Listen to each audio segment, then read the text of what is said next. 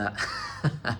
I tried to do the whole intro thing and me step through the portal. It's just too much work. Today, we're making sling rings.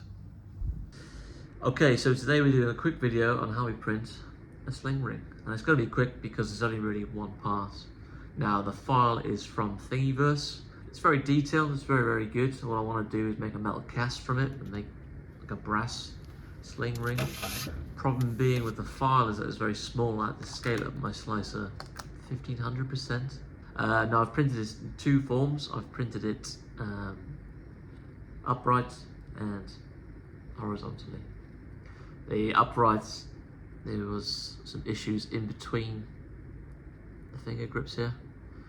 There's just a lot of waste and support material just stuck in there. So I found it best to print it as flat as possible. The only issue then is it's a bit rough, really undesirable on the back profile there. But if it's towards you, you can't see it. We're going to try and clean this up with some Bondo. And then what we're going to do is prime it and then spray paint it before weathering it. So let's go.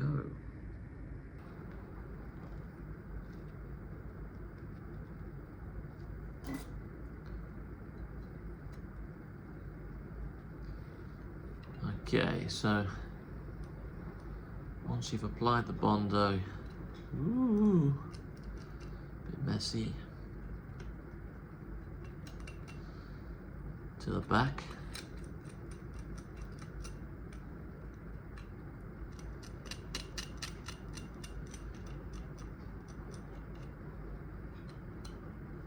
You want to leave it to dry for about 24 hours.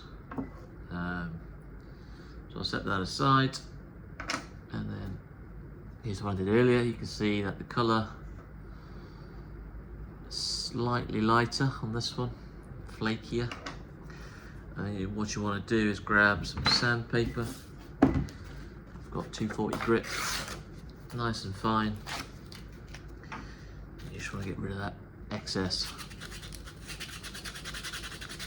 Now you should wear protective measures like this, but it's only small and it'll take me 2 seconds, so I'll sacrifice my health for that.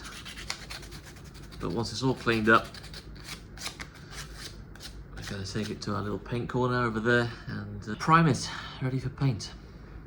So once you have your sanded Bondo ring, what you want to do is get some primer. I've got some Krylon paint primer. Gonna spray that until I get a nice even coat, and then resand, and then reassess. So once you've primed it, it should come out smooth. Mine's come out a bit bumpy. I think I went a bit close with this one. What you want to do is sand that down again before spraying it gold. Okay, so I've gone for the 240 again. Just gonna get rid of those little imperfections, those bubbles. Not too close with the can.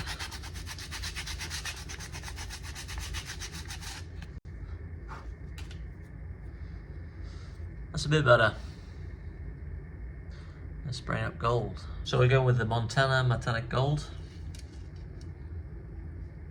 It's pretty decent. It's what I use on my Iron Man mask and the sling ring, which is pretty good. It's not like, you can see it's paint rather than like a bronze. But we'll weather it up, so it should look a smidge better.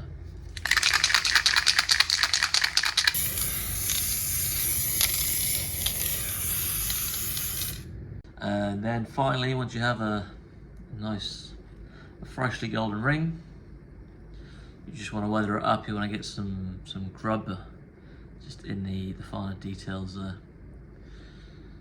So let me just grab some paint and get to work.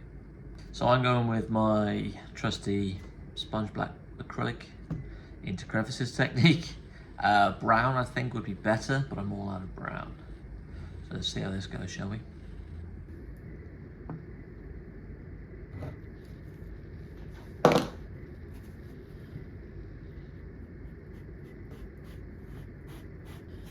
So apply the black.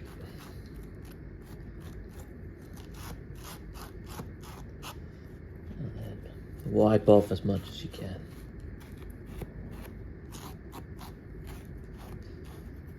Okay, so once you're done with the weathering, well, if you find that you've gone too heavy on the black, what you can do is get a damp cloth and just give it a wipe over, and then what that will do is keep the gunk in the areas the cloth can't get to. So you see it's a bit more dull, it's a bit more cold, a bit more metal-like. But what I said at the start of the video is that I really want to get like a metal cast of this. That'd be really, really good. But yeah, here's the Endgame Sling Ring.